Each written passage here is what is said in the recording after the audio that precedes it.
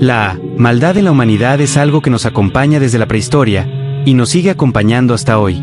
Pero cada vez es más maldad, más violencia, más elaborados están los crímenes, etc. Por eso he decidido hacer este video sobre los peores crímenes ocurridos en este 2026. Empezaré mostrando un caso que se destapó recientemente en Libia.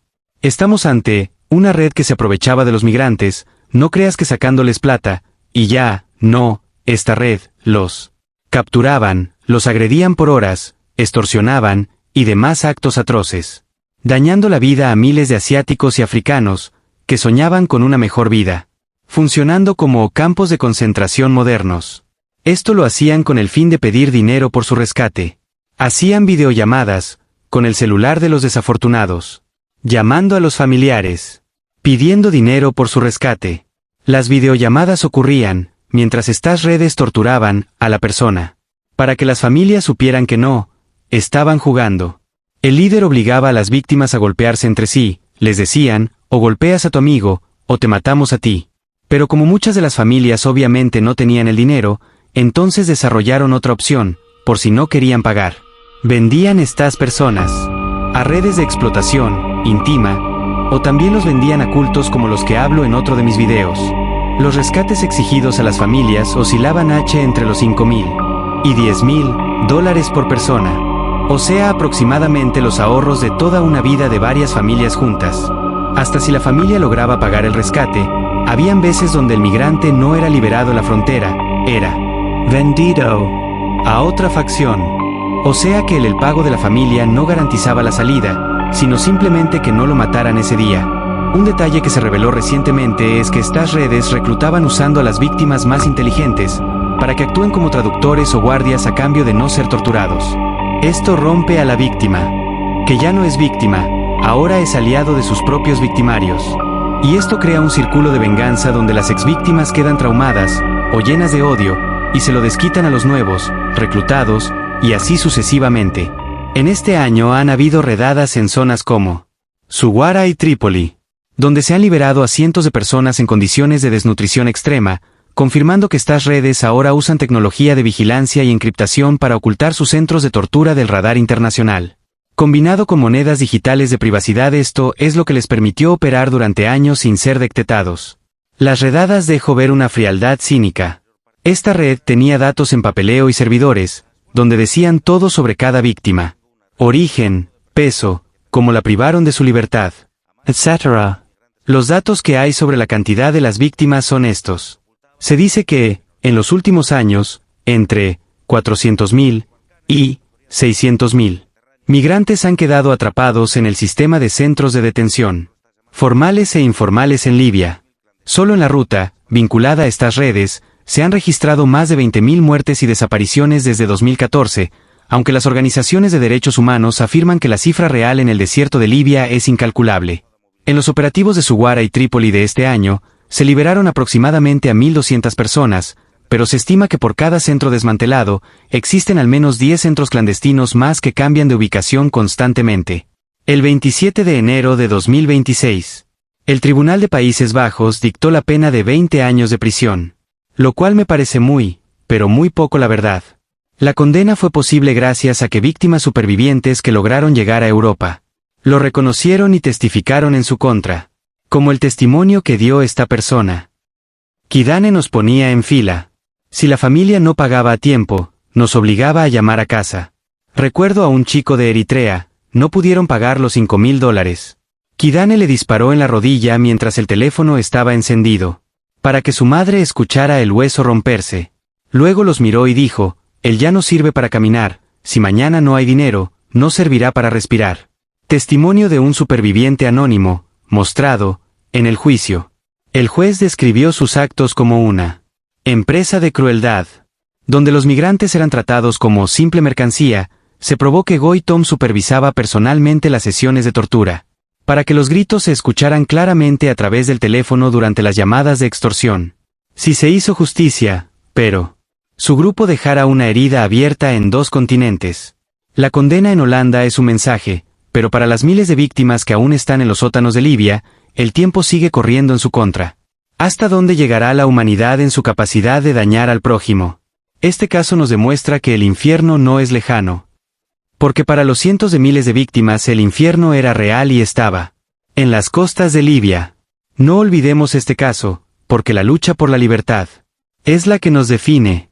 Si creías que el horror de Libia era el límite de este año, entonces prepárate para entender cómo la extorsión se ha vuelto corporativa en este 2026. Ya que el otro caso que vamos a hablar también es de extorsión. Pero en esta ocasión, usaban un método aún más moderno que el método de las redes en Libia. Nos trasladamos a Camboya y Myanmar, donde las autoridades las llamaron recintos de ciberesclavitud. Aquí las víctimas no eran migrantes que cruzan el desierto. Acá, son jóvenes profesionales, universitarios y expertos en computación, engañados con ofertas de trabajo, falsas en empresas de tecnología. Al llegar, se encuentran con edificios rodeados de alambres de espino y guardias armados, y se volvían esclavos, obligados a hacer estafas masivas por Internet, las 24 horas del día, si no cumplen con su cuota de dinero robado.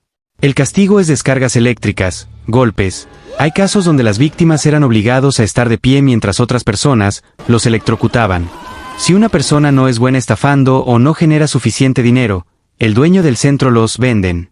Aunque es difícil de confirmar en el 100% de los casos por la falta de acceso a las zonas controladas por milicias en Myanmar, hay informes de supervivientes presentados ante la ONU que mencionan la existencia de clínicas clandestinas dentro de estos complejos.